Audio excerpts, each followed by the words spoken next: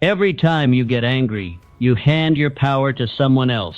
The calmest person in the room, that's the real leader. Not because they're passive, but because nothing shakes them. They've built an inner fortress no insult, rejection, or betrayal can enter. If your peace still depends on how others act, you're not in control. They are. Emotional discipline isn't optional anymore. It's the edge the world's strongest minds already have. In a few moments, you'll learn the secret to staying calm and unbothered, no matter who tries to provoke you. Your reaction is your responsibility. You do not control what others say or do, but you control how you respond. That truth alone is the foundation of power. Anger is a fire. You can feed it or you can extinguish it. The wise man doesn't burn with rage, he burns with purpose. Proverbs 16:32 says, "He who is slow to anger is better than the mighty, and he who rules his spirit than he who takes a city." When someone offends you, remember, they are offering you their weakness. Will you accept it, or will you offer strength instead? You are not a puppet. You are not at the mercy of someone else's bad day. You are the master of your emotional estate. Like a skilled gardener, you uproot bitterness before it poisons your soil. Train yourself to pause, to breathe, to say nothing when fury begs you to speak. This discipline is the beginning of true power.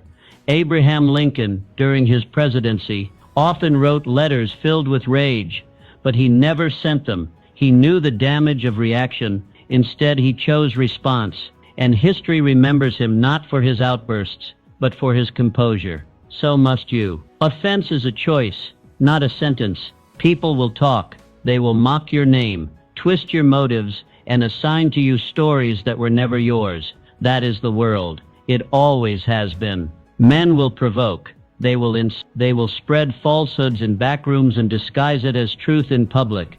And if you are not careful, you will begin to respond to each word, defend every blow, and retaliate at every jab. But here lies the trap. Offense is your decision.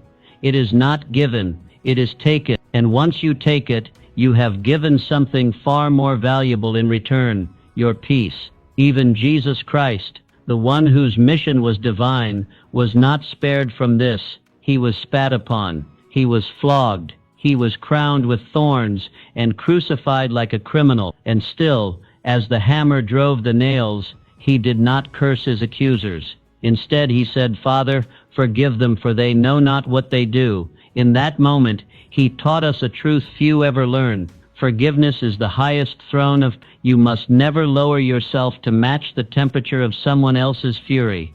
When others burn with anger, let your spirit remain calm. When they slander, let your character speak louder than their noise.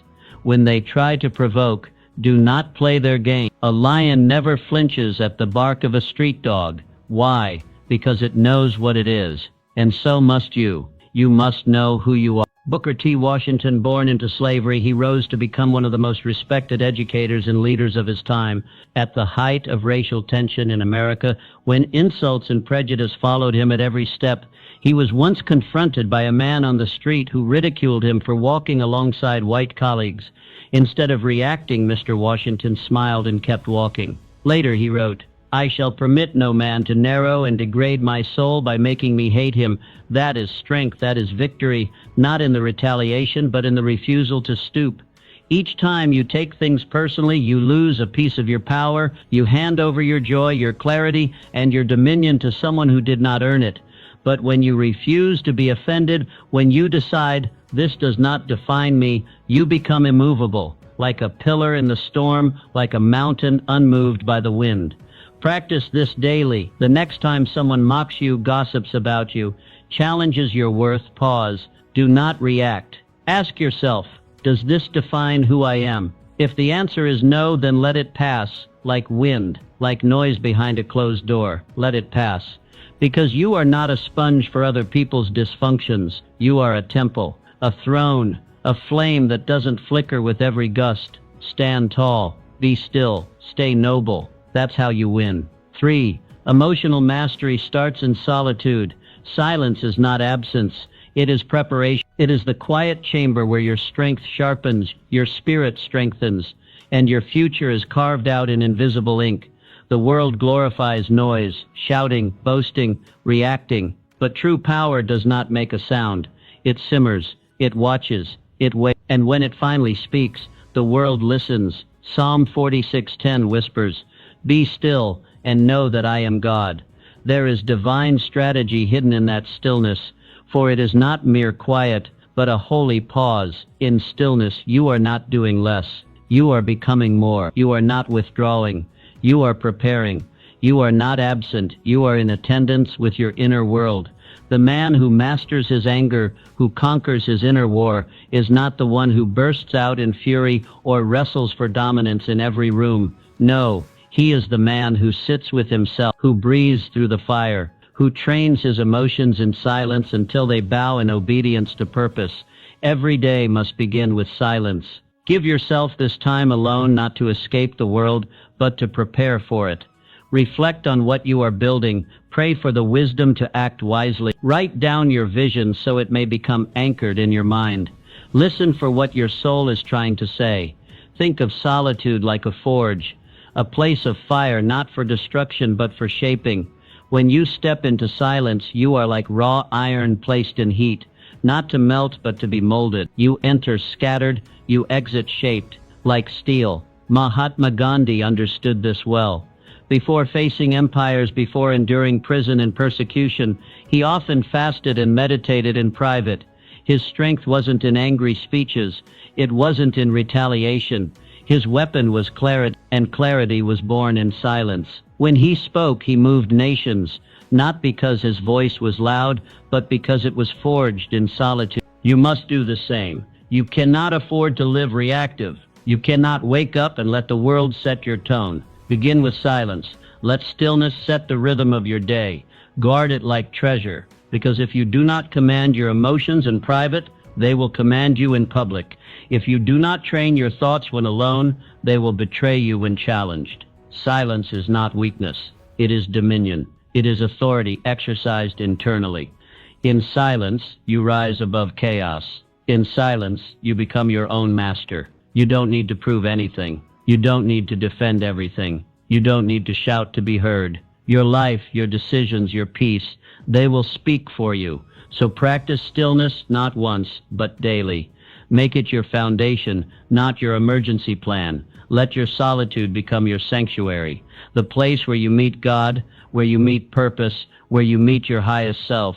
When the world shakes, let your silence be the anchor. When people provoke, let your silence be the shield. And when the time comes to act, your words will not be noise. They will be weapons of precision. Silence is not what the world sees, but it is where the unseen man is built. And that man, strong, stable, clear, is the one who wins. 4. Understand that most people are hurting. The insult hurled at you isn't always about you. Often, it is a mirror held up to someone else's suffering. People speak from their wounds. They bleed on those who didn't cut them. The bitterness they aim in your direction is often bitterness they cannot unload anywhere else. That is why you must learn this essential truth.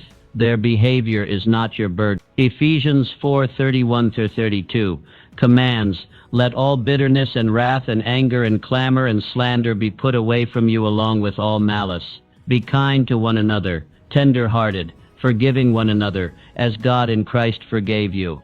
These aren't just poetic words. They are practical instructions for emotional mastery. The moment you allow bitterness to live in your heart, you give the world the keys to your peace. Behind every angry face is usually a wounded heart.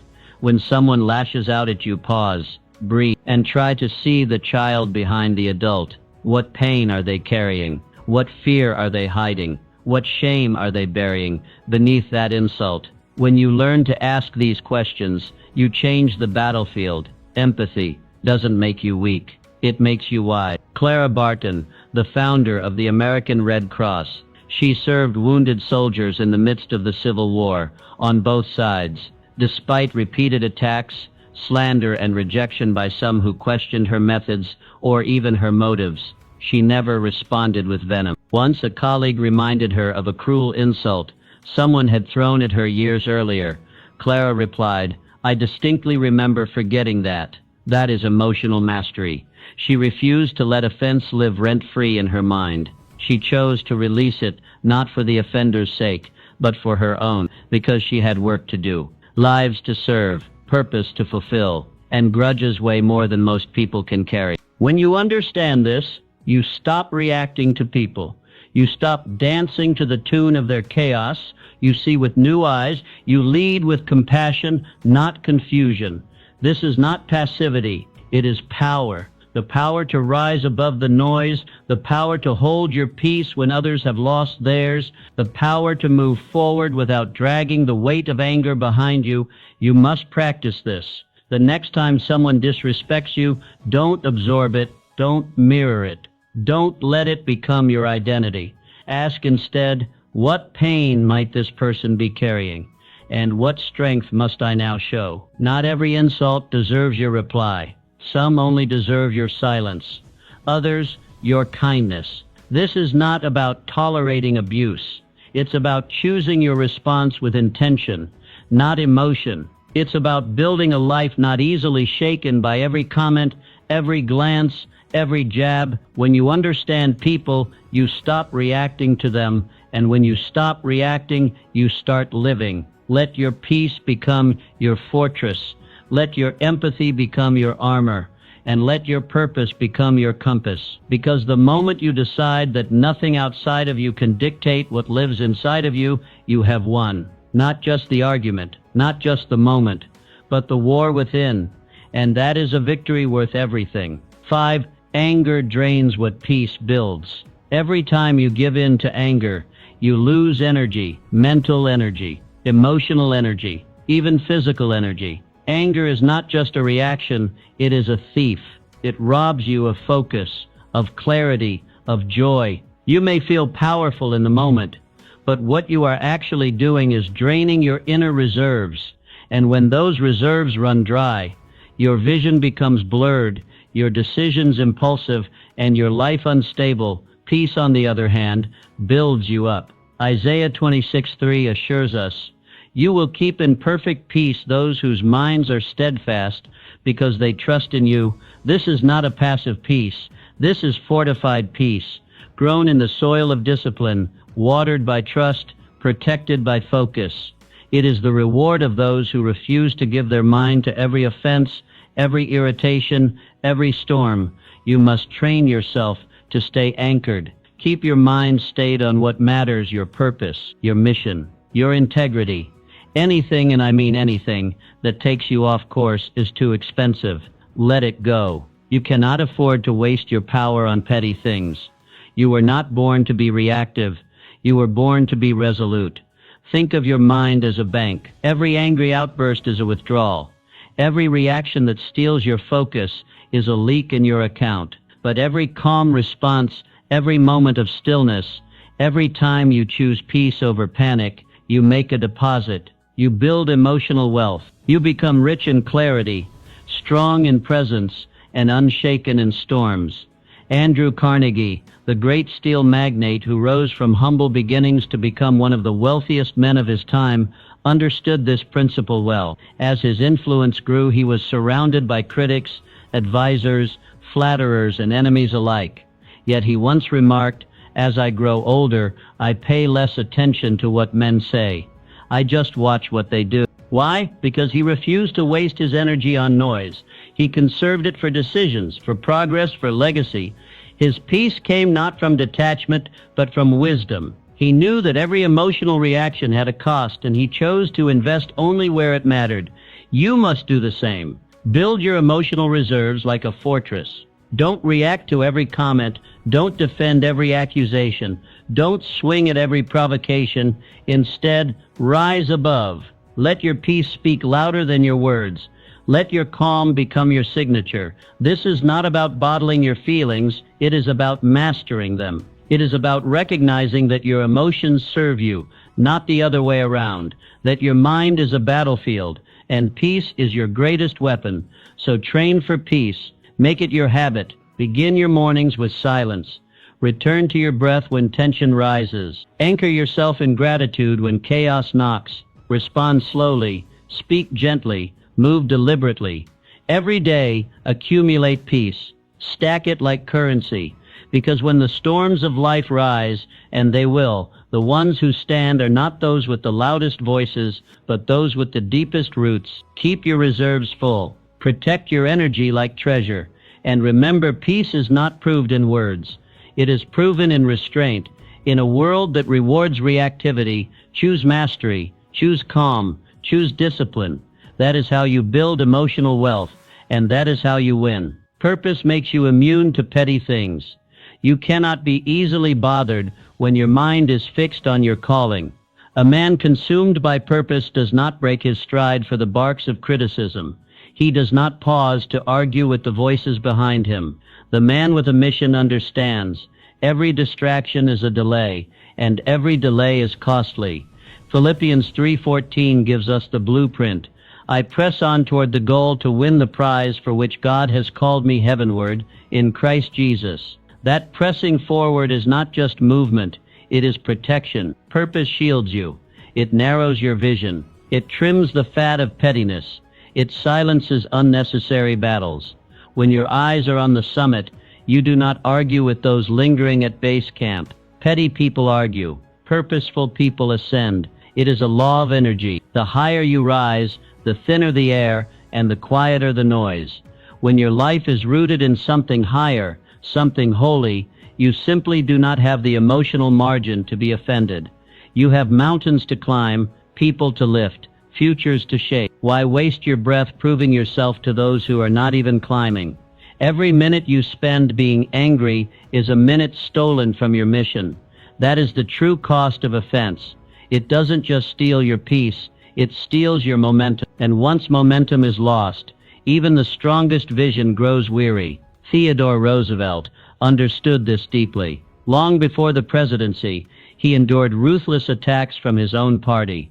They mocked his ideals, challenged his convictions, and tried to break his spirit. But Roosevelt did not flinch. He said aggressive fighting for the right is the noblest sport the world affords. He didn't get tangled in gossip or petty rivalries. His eyes were on the reform, on the nation, on the legacy. He chose the mountain over the mud. You must do the same. Focus is not just a strategy, it is a discipline. You must train yourself to ignore what does not build you. You must resist the temptation to respond to every insult, to defend every step. Your silence is not weakness, it is wisdom. Your restraint is not fear, it is force channeled. The world will always have noise, critics, cynics, jealous hearts, but their volume does not define your value. Your mission does, your integrity does, your progress does. So stay focused. Let others waste their breath trying to drag you into debates. Let them talk. Let them provoke. You walk forward. You press on. You climb. Think of your energy as sacred fuel. Don't spill it on arguments. Don't waste it on reactions. Invest it in your calling. Spend it on your growth. Use it to light the path for others. Because the man who finishes the race is not the one who shouted the loudest, but the one who never stopped running. The one who looked beyond the hecklers and saw the crown. The one who understood that greatness is not proved by retaliation, but by relentless progression. So fix your eyes on your calling. Set your feet on the path. Guard your mind like treasure, and press on. Let the world bark, complain, gossip, and doubt. Let them. You have a summit to reach, and when you get there, you will see every offense you ignored, every distraction you declined, every petty battle you walked past. It was all worth it, because the view from the top doesn't remember the noise from below. 7. You can train your mind to stay calm.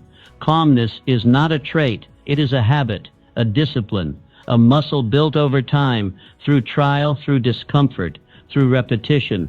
You cannot expect to remain calm in the storms of life if you have only trained under clear skies. Calmness isn't born, it is built, and it is built daily. Proverbs 15:1 teaches, a soft answer turns away wrath, but a harsh word stirs up anger. The principle is simple, the choice is always yours. No one makes you angry. No one forces your reaction. You choose, you decide, and in that decision, your power is revealed. Speak to diffuse, not to destroy. Respond to build, not to break. You must start where you are. Practice calmness in the small, seemingly insignificant moments. Get cut off in traffic? Smile instead of seethe. Get interrupted in a meeting? Take a breath before you respond. These are not nuisances. They are training grounds. You are in the gym of your character. Every annoyance is a drill. Every provocation is a rep. And every time you respond with peace, you grow stronger. Just like athletes train long before they enter the arena, you must drill calmness before conflict knocks. You do not wait until the fire rises to find your extinguishers. You train before. Henry Ford, the industrial titan, understood this deeply. He built not only machines but movements, and in doing so he faced fierce resistance from rivals, from lawmakers, even from his own investors. But Mr. Ford rarely reacted in rage. He believed in efficiency of emotion as much as efficiency of mechanics. When Mr. Ford was heavily criticized in the press, instead of launching a defensive public tirade, he quietly continued working. When asked why he didn't respond, he said, "You can't build a reputation on what you're going to do. You build it by doing it." That's calmness as strategy. Mr. Ford knew his mission. He had no time to waste on temporary fires. He had an empire to build. And empires are not built in haste or anger. They are built in control. This is the model. You do not need to silence every critic. You do not need to correct every insult. You need only to master yourself. So train daily. Practice silence over snapbacks. Choose pauses over panic. When tension rises, let your breath deepen. Let your voice soften. Let your words become tools of peace. Calmness does not mean passivity. It means precision. It means choosing the right response, not the loudest one. Over time, this becomes who you are, not because it was always natural, but because it became necessary. The world will test you, people will provoke you, and the storm will come. But if you have drilled in peace, you will not be shaken. You will not lash out. You will lead. Let every day be your training ground. Let every irritation become your opportunity. Because the man who stays calm when others lose control is the man who commands the room, not with volume but with presence. Calmness is not weakness. It is strength perfectly harnessed. And when it is mastered, it becomes your shield, your sword, your silent power. So stay ready, train daily, and build the kind of peace that cannot be provoked. That is how leaders are made. That is how legacies are built. Let go of the need to be right.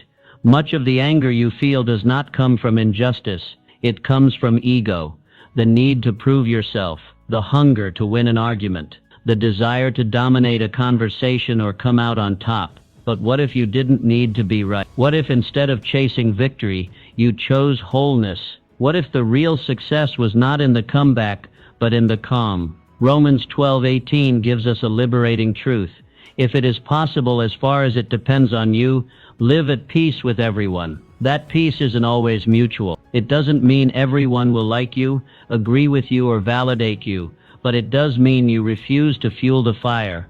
It means you refuse to let someone else's chaos become your climate. Peace sometimes means letting go of the last word, of the clever reply, of the perfect retort. It means choosing harmony over temporary victory. Because when you stop arguing with fools, you stop looking like one. And when you choose to be whole instead of right, you gain something that no argument can offer, your dignity. Imagine you're walking through a muddy path. Someone ahead of you turns and throws dirt. You have two choices: stop, turn back, and wrestle in the mud, or keep walking towards solid ground. Which one gets you closer to your destination? The answer is always the same: walk away. Not out of weakness, but out of wisdom. Franklin D. Roosevelt, one of the most scrutinized presidents in history, faced waves of political slander. Opponents questioned his health, his policies, even his character. But Roosevelt rarely responded in kind. Often he would simply smile and say nothing, because he understood a timeless principle. Not every battle is worth the war. Not every comment deserves a comeback. His focus was not on applause, but on outcomes. He was building something bigger than rebuttals. That's the model. That's maturity. You don't have to silence every critic. You don't have to correct every misconception. You only have to stay faithful to your mission. Your peace is your proof. When you argue out of ego, you lose. Even if you win the conversation, you lose your calm, your clarity, your composure. But when you choose to walk away, you retain control. You keep your focus intact, and you remain aligned with something greater than pride. You must train for this. The next time someone challenges your worth, your ideas, or your decisions, ask yourself, am I trying to protect my integrity or just my ego? If it's ego, let it go. If it's integrity, let your actions speak. Because the truth doesn't need shouting, it only needs living. Let your peace be louder than your arguments. Let your presence do the speaking. Let your patience speak volumes. Because every time you walk away from petty conflict, you prove your strength. Every time you choose peace over pride, you gain ground. And every time you value purpose over ego, you grow. This is how leaders move. This is how wisdom walks. Quiet, focused, untangled. So choose your peace. Guard it like gold. And remember, not every fight is a battlefield. Some are just distractions. And you have somewhere higher to go. Keep walking. Forgiveness frees you from emotional slavery. Holding a grudge is like drinking poison and expecting the other person to die. It does not wound them. It wounds you. The bitterness you hold in your heart does not punish your offender. It corrodes your peace, your joy, your clarity. Every time you replay the offense in your mind, you tighten the chains around your own soul. Matthew 6:14-13 makes it clear.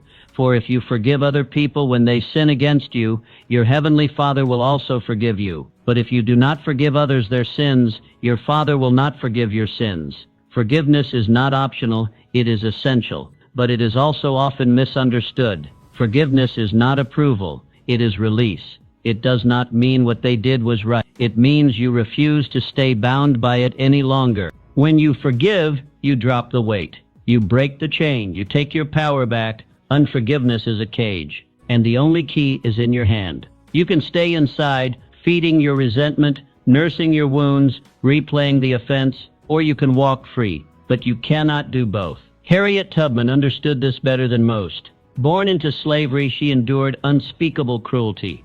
But after escaping, she didn't just find freedom for herself, she returned to lead hundreds to safety. When asked how she found the strength to do it, Harriet Tubman often spoke of a higher purpose. She forgave those who had enslaved her, not because they were worthy of it, but because she refused to remain a prisoner in her heart. She would not let hatred steal her future. That is real freedom. That is real strength. To forgive is to say, you no longer have power over me. It is to close a chapter that was never meant to define your whole story. It is to choose healing over hatred, clarity over confusion, and power over pain. Forgiveness is not always instant. It is a process. Sometimes you must forgive the same person 1,000 times in your heart before the bitterness breaks. But every time you choose to let go, you move forward. You breathe deeper. You rise higher, because forgiveness is a ladder, and unforgiveness is a trap. You must make peace with the past, or you will poison your future. The grudge may feel like protection, but it is a prison. Release it. Not because they deserve your mercy, but because you deserve your peace. Forgive, not to free them, but to free yourself. When you forgive, you return to your power. You stop letting someone else's actions write your emotional script. You reclaim your narrative. You move from being a victim to a victor. So how do you begin? Start with honesty. Acknowledge the pain. Speak it out. Name the wound. And then declare your decision. I will not carry this any longer. Pray for the strength to let go. Ask for divine help. Write a letter you never send. Say the words you've been choking on. Then take a deep breath and release. Forgiveness does not erase memory, but it transforms meaning. What once defined you can now refine you. What once broke you can now build you. Don't live in a cage that you have the power to unlock. Release the past. Walk forward. Forgive, not because they are worthy, but because you are. 10. Guard your peace like a treasure. Peace is your greatest asset. More valuable than money. More powerful than influence. More necessary than applause. Without peace, even the greatest victories feel hollow. Without peace, you cannot think clearly, act wisely, or love deeply. That's why Proverbs 4:23 declares, above all else, guard your heart, for everything you do flows from it. Your peace is a gatekeeper to your destiny. It must be guarded with intention, protected like treasure, preserved like legacy. Because once your peace is compromised, your decision-making suffers, your focus fragments, your purpose drifts, and your life, once clear and full of momentum, becomes foggy. So guard your peace like you guard your bank account. Would you hand out your financial passwords to anyone who asked? Of course not. Then why give your mental and emotional peace to foolish arguments, toxic people, or imaginary offenses? Not everything deserves your energy. Not every comment needs a reply. Not every insult is worth your notice. Learn the sacred art of saying no. No to drama. No to unnecessary triggers. No to chaos that comes dressed in urgency but delivers only exhaustion. You were not created to live in constant noise. You were made for purpose, for vision, for greatness. And greatness does not grow in clutter. It grows in clarity. Think of your mind like a castle, strong, sacred, elevated. Not everyone deserves entry. Keep the gates high and the standards higher. Let only what aligns with your calling pass through. Your peace is not public property. It is a sanctuary, a fortress, and it should not be violated by every demand that knocks. Jesus often withdrew to quiet places, not because he was avoiding people, but because he was preserving power. Even he, the Prince of Peace, knew the importance of separation to maintain strength. You must do the same. Retreat is not weakness. It is strategy. Start your day with peace. Anchor your routines in stillness. Meditate, pray, read, reflect. Fill your internal well before the world makes a withdrawal. The chaos outside should never be louder than the calm within. Your peace is the soil where ideas grow, where healing happens, where leadership forms. Distractions are thieves. They don't come to entertain you. They come to erode you. Stay vigilant. Ask yourself daily, is this conversation adding peace or subtracting it?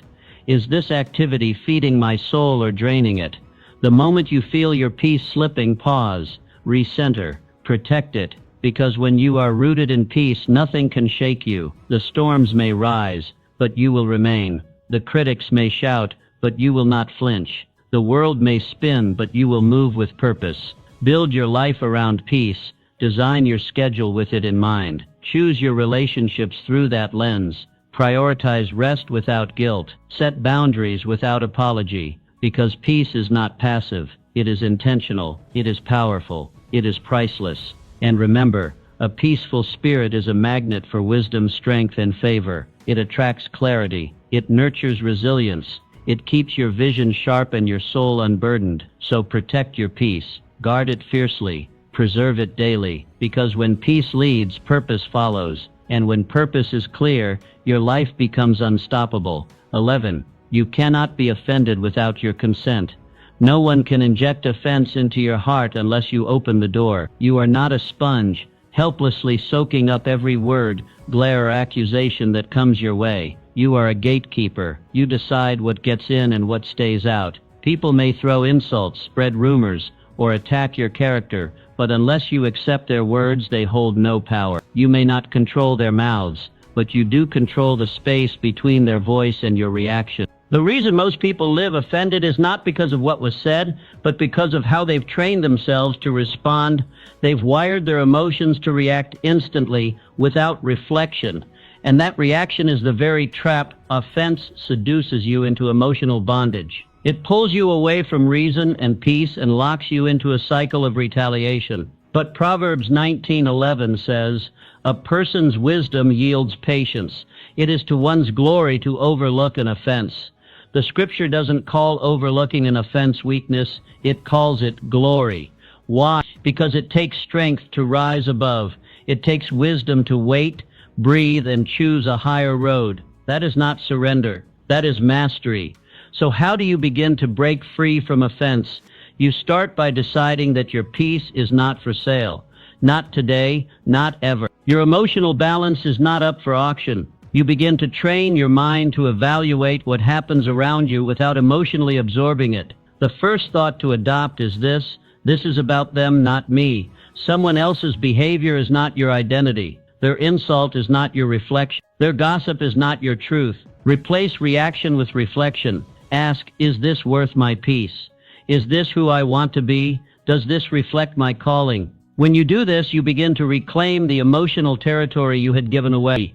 Even Jesus, the model of divine strength, was insulted, mocked, beaten, and spat upon. And still, he chose silence.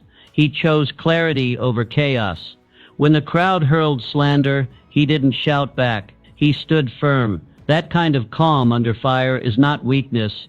It is royal restraint. It is spiritual power. When you rise above offense, you do more than just protect your peace. You model maturity. You preserve your energy. You focus your life on the mission, not the noise. And your actions begin to speak louder than any insult ever could. So choose to be unshaken. Choose to be deliberate. When offense knocks, do not answer the door. You are not obligated to carry what was thrown at you. You are not defined by those who misunderstand you. You are a gatekeeper. Stand tall. Guard the gates. Let peace be your doorman. Offense will come, but reaction, that's optional. And when you train yourself to respond with patience, with wisdom, and with restraint, you walk not only in strength, but in glory. 12. You rise above what you understand. Anger often comes from misunderstanding, a failure to see the whole picture. When someone wrongs you, speaks harshly, or acts out of character, the immediate instinct is to defend, to retaliate, to feel wounded. But more often than not, what you're seeing is not the full story. It's only a surface expression of something deeper within them. And when you gain that insight, anger begins to loosen its grip. You cannot rise above what you don't understand, but once you do, everything changes. You move from reaction to reflection, from emotion to mastery. Understanding gives you perspective. It sharpens your discernment. It reminds you that people act out not always because of you, but because of what's happening in them. Hurt people hurt people. Insecure people provoke others to validate themselves. Jealous people gossip to fill the emptiness inside. But their behavior, no matter how sharp, does not define you. It reflects them. Ephesians 6:12 gives us powerful insight.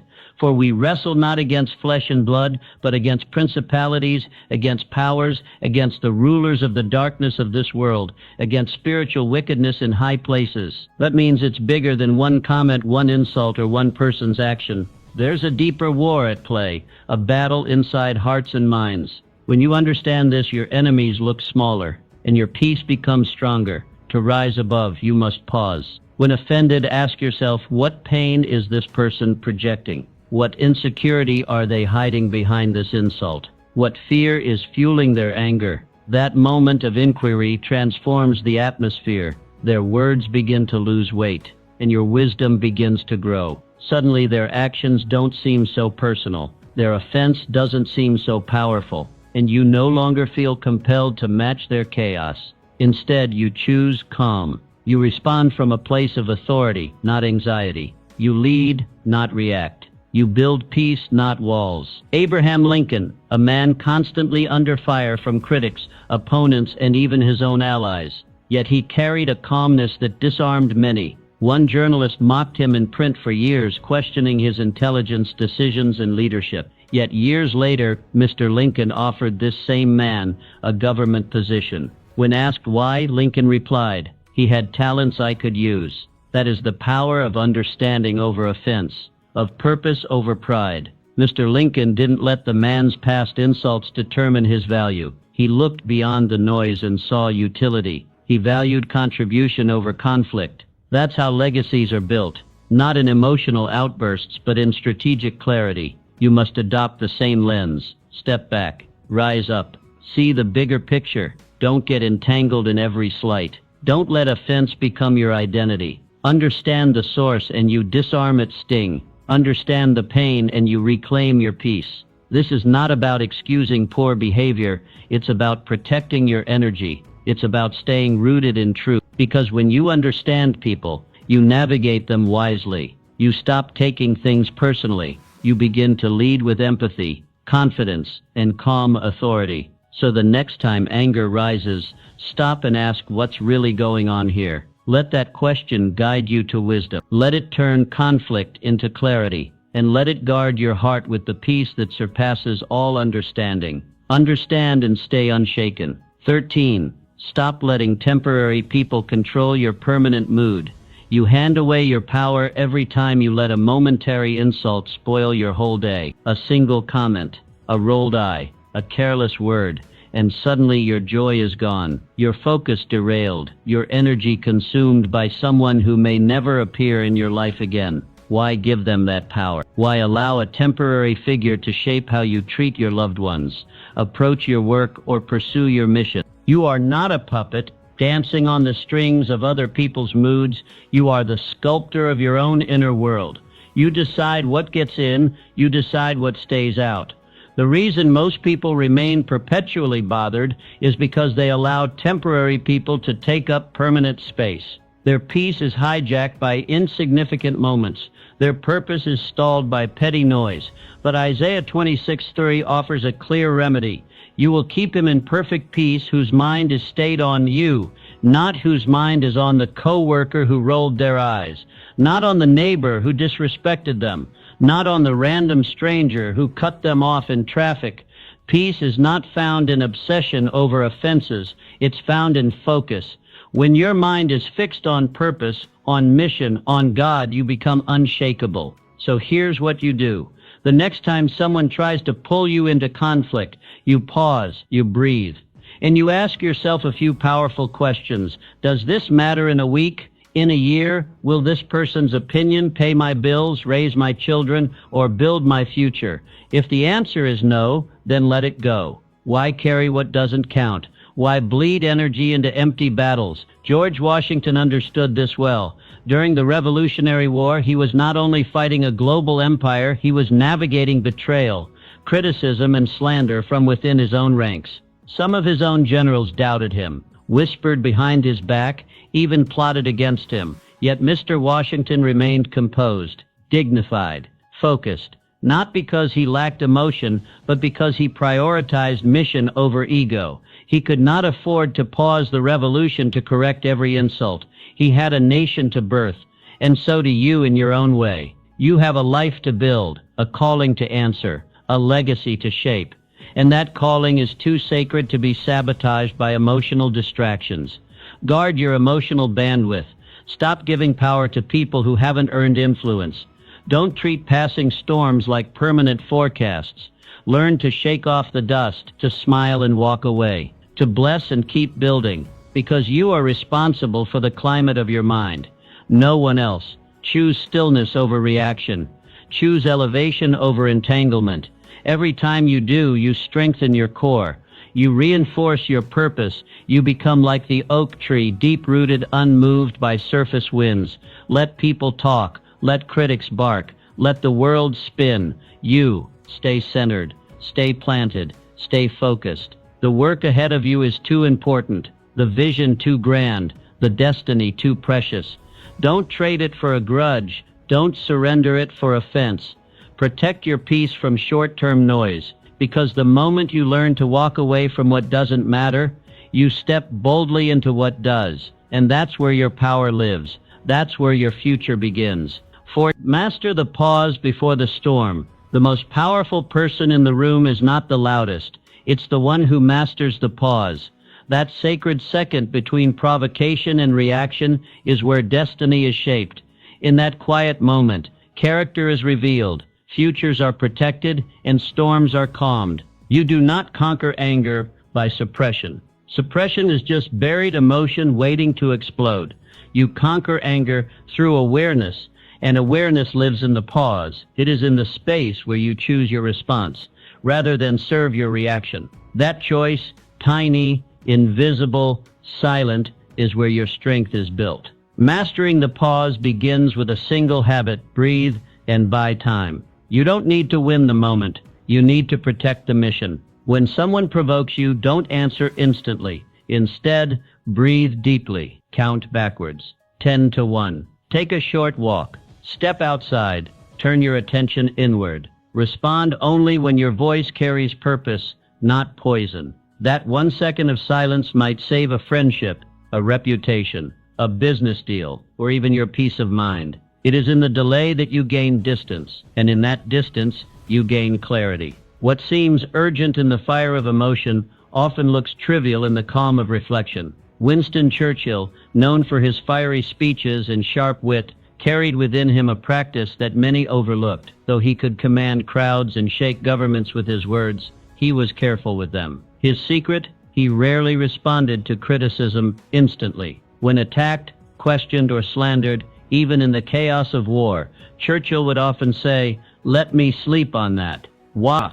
Because he understood that rash responses destroy strategy. He knew that strength is not proved by how fast you speak, but by how wisely you speak, and wisdom lives in patience. You must do the same. Every conflict, every insult, every challenge is a fork in the road. React fast, and you often regret. Respond slowly, and you lead. Mastering the pause is not weakness, it is control, self-command. It is knowing that no one else dictates your state. Train yourself in this. Practice in the small things so you're ready for the big ones. Someone cuts you off in traffic? Breathe. Your coworker speaks out of turn? Pause. A relative presses your buttons at a family gathering? Step away. Every pause is a rep. Every silence is a set. You are building emotional muscle. Let your pause be your power. Not because you are passive, but because you are precise. Because you refuse to let a 5-second offense hijack your 5-year future.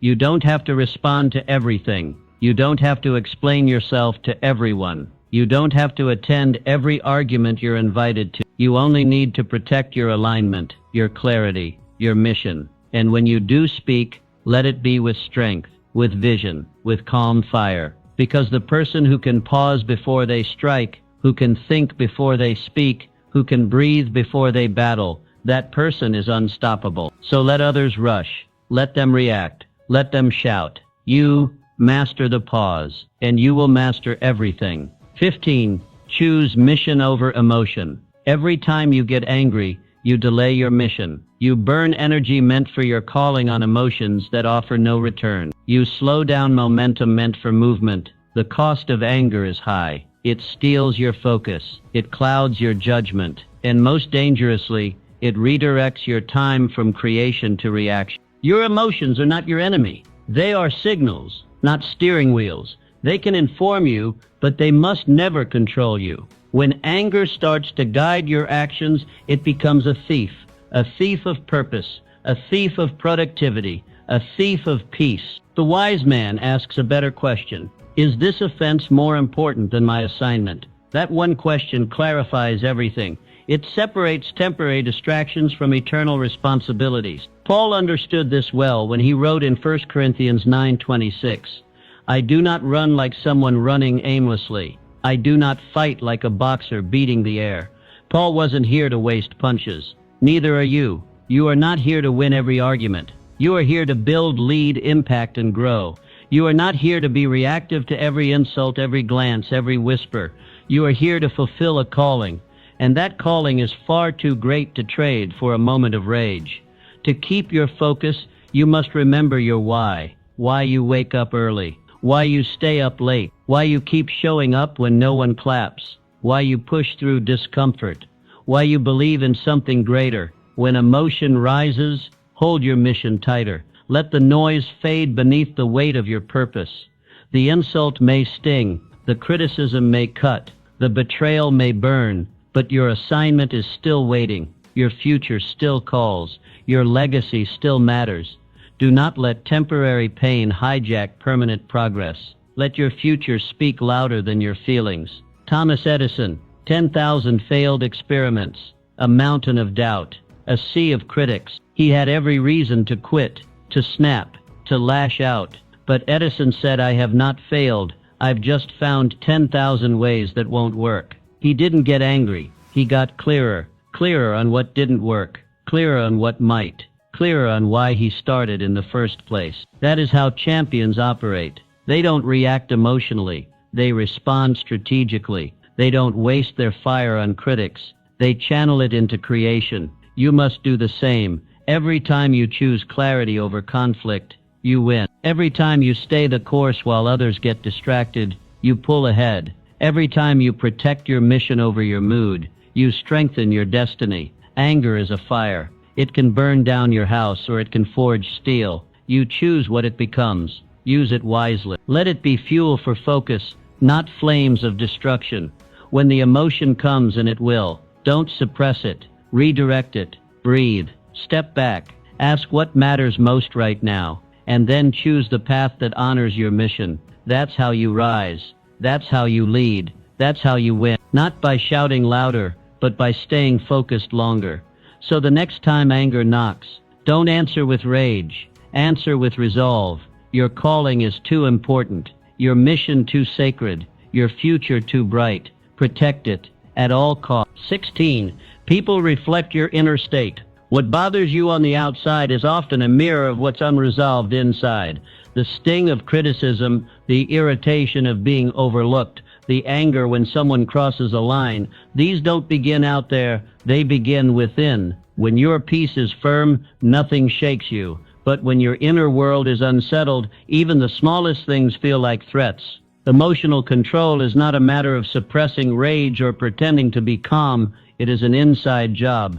We often think we are reacting to people, but more often we are reacting to our own reflection in them. People don't really see you. They reflect back what you believe about yourself. That's why you can receive the same feedback from two people and react completely differently. One hits a nerve, the other doesn't. The difference, your internal state. Jesus said it plainly in Luke 6:45, out of the abundance of the heart his mouth speaks. What overflows from someone else often reveals what is overflowing in you. If your heart is full of fear, then every question feels like judgment. Every disagreement sounds like rejection. But when your heart is full of purpose, most things bounce right off. They can insult you, and it doesn't sink in. They can question you, and it doesn't shake your confidence. Because your identity is not anchored in their opinions, it's rooted in your own clarity. So what do? You check your inner state daily. Ask yourself, do I feel centered today? Am I grounded in my vision? Do I know who I am and what I stand for? If not, don't point fingers. Don't rush to defend yourself. Heal the mirror. Clean the lens. Do the work inside. Journal. Pray. Reflect. Return to your source.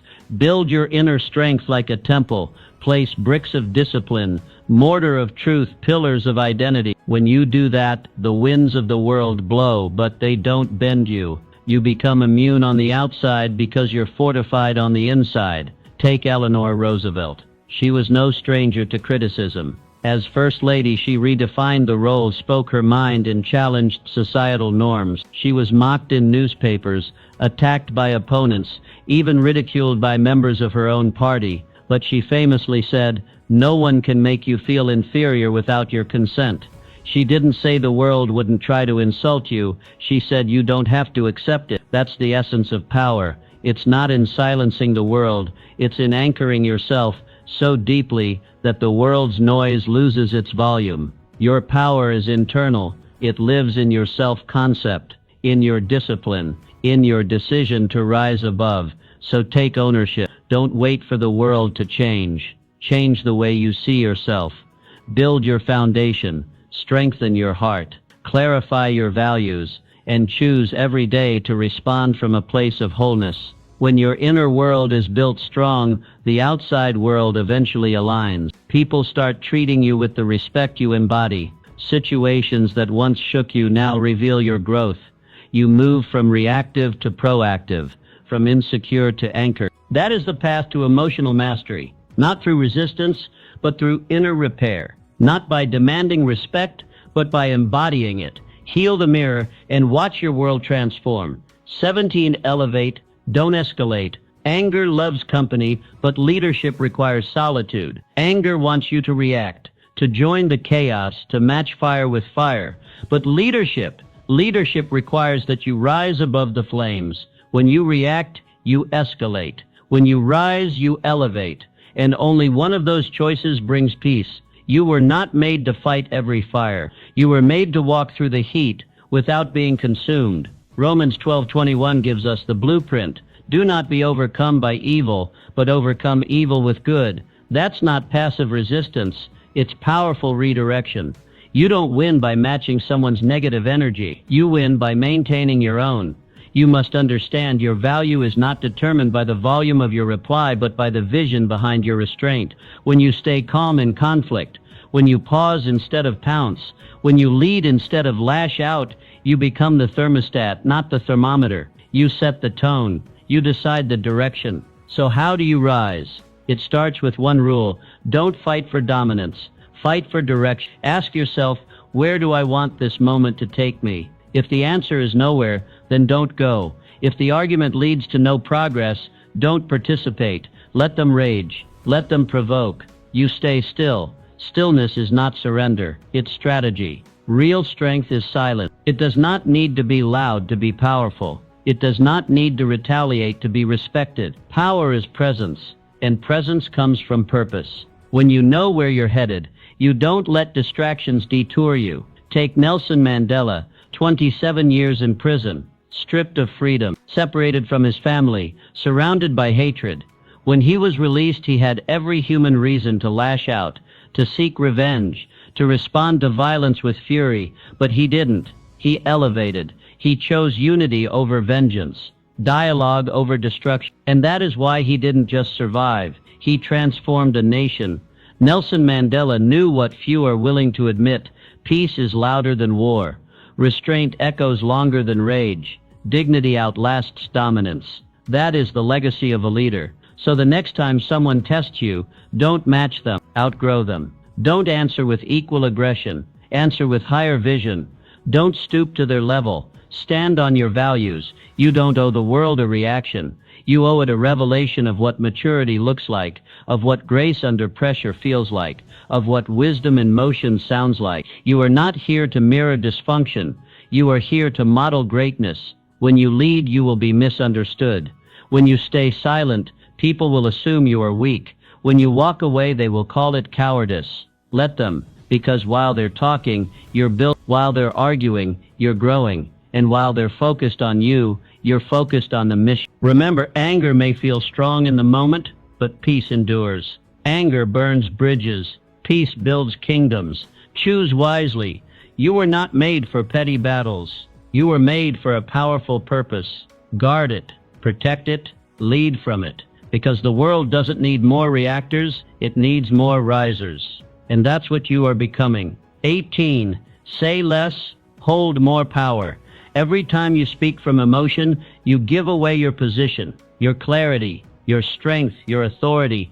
All of it leaks the moment you let anger take the microphone. Anger loves noise. It feeds on the echo of its own voice. But wisdom thrives in silence. The less you say in conflict, the more control you retain. The more pause you command, the more presence you build. The world doesn't need another emotional explosion. It needs your steady hand. In a time when everyone rushes to speak, the true leader is the one who knows when to hold their tongue. Ecclesiastes 3:7 reminds us, there is a time to keep silent and a time to speak. Wisdom is knowing which moment you're in, and in moments of tension, silence is often your greatest strategy. When provoked, speak less. Let your silence say what your restraint cannot. Let your stillness declare what your outrage never could. People listen differently to those who speak rarely but with impact. The one who measures their words is the one whose words are remembered. Train yourself to pause. Ask, will my words build or break? If they will wound, hold them. If they will guide, deliver them with grace. But never speak just to react. That's how wars start, in homes, in offices, in friendships, in nations. Words are sparks, and one careless word can set fire to a field you spent years planting. Leadership begins with self-control. Power starts with discipline. You must become a master of your mouth. When the temperature rises, lower your tone. When voices escalate, lower your volume. When everyone reacts, you reflect. That is how strength is revealed. Calvin Coolidge, America's 30th president, famously known as Silent Cal. In debates, he rarely spoke. He didn't waste words proving points, but when he did speak, the room stopped. He conserved power. He spoke to direct, not to defend. His silence wasn't passivity, it was precision. He understood that noise does not equal influence. Clarity does. Coolidge knew the art of conservation. He knew that silence is not the absence of speech, but the presence of thought. He didn't argue to win, he led to build. And that's what made his voice powerful. You must become the same. In anger, speak less. In confusion, pause longer. In conflict, respond slower. Because every word you speak has weight, and every sentence is either a seed or a sword. Choose wisely. You were not made to fight every battle. You were not called to correct every insult. Your purpose is not in reaction, it's in direction. Preserve your power. Conserve your clarity. Speak when your words can move something forward, not just because you want to be heard. Powerful people are not the ones who talk most. They are the ones who say just enough to shift the room. They are not carried by emotion, but guided by intention. You must be intentional with your speech, deliberate with your silence, and strategic with your energy. The next time conflict arises, do not rush to speak. Wait, breathe, weigh your words, let your silence be the wall that absorbs the fire, and when you finally speak, make every syllable count. That is how wisdom sounds. That is how peace is preserved. That is how leaders are made. You were built for the long game. Anger is a short-term strategy. It burns hot and fast, consumes energy quickly, and leaves nothing behind but ashes. It feels powerful in the moment, but it doesn't last. It's like striking a match in the wind, bright for a second, then gone. But you weren't made for temporary flames. You were built for legacy, for endurance, for something that stands the test of time. And if you want long-term success, you must outgrow short-term reaction. Galatians 6:9 offers this truth. Let us not grow weary in doing good, for at the proper time we will reap a harvest if we do not give up. That's not just a spiritual principle, it's a mindset. Your future requires patience, and patience cannot thrive where emotion rules. When you are quick to anger, you are quick to forfeit the reward of steady progress. Success is not built on outbursts, it is built on resilience, and resilience demands discipline. The kind of discipline that keeps building when others break down. The kind of focus that stays calm while others spiral. The kind of inner strength that sees the long road and still walks it, step by step. Your emotions will scream for immediate release. They will demand justice, reaction, retaliation, but your destiny, it whisper calls for consistent progress, not emotional flare-ups. It rewards the one who can hold back, who can breathe through the fire, who can walk away from the argument and keep their eyes on the vision. So the next time anger knocks, ask yourself, does this moment build my future or steal from it? If it's the latter, walk away. Protect your energy. Every second you remain calm is a brick in the foundation of your legacy.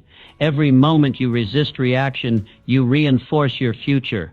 Andrew Carnegie, born into poverty, faced betrayal from business partners, opposition from rivals, and constant attacks from critics. But Andrew Carnegie didn't respond with vengeance. He didn't waste years trying to get even. He didn't trade his peace for temporary wins. He kept his mind on his mission. He played the long game, and today his name is etched in libraries, universities, and history books. Why? Because he chose vision over emotion, legacy over ego, progress over pettiness. He understood that true power is not proven in a heated moment. It's revealed in the work that lasts long after the conflict has passed. You must do the same. Let your legacy be louder than your reaction. Let your consistency be stronger than your fury. Let your endurance speak when your feelings try to shout. This doesn't mean you ignore injustice or bury your emotions. It means you channel them. Use that energy to build something unshakable. Let anger remind you of what matters, but don't let it become your compass. Emotions are signals, not steering wheels. Stay steady. Stay locked in. Your assignment is too important. Your influence too valuable. Your future too bright. Don't trade it for a 5-second explosion. Because here's the truth. Anger fades. Arguments fade. Even the people who trigger you will fade. But your legacy, that endures, that is what you are building. That is what matters. So build with patience, build with clarity, build with the kind of strength that doesn't flinch when the fire rises. And when it's all said and done, let your life be the proof that wisdom lasts longer than rage. Legacy is never built in moments of fury. It's built in moments of focus. Choose wisely. You set the emotional tone wherever you go. The strongest person in the room is not the one who yells the loudest. It's the one who sets the tone, the one who doesn't react but responds, the one who doesn't wait to absorb the room's energy. They create it. They walk in with peace, with purpose, with presence, and suddenly the whole room shifts. You either decide your mood in advance or someone else will decide it for you. If you don't lead your emotions, you'll be led by the emotions of others. Proverbs 25:28 offers a sharp truth. Like a city whose walls are broken through is a person who lacks self-control.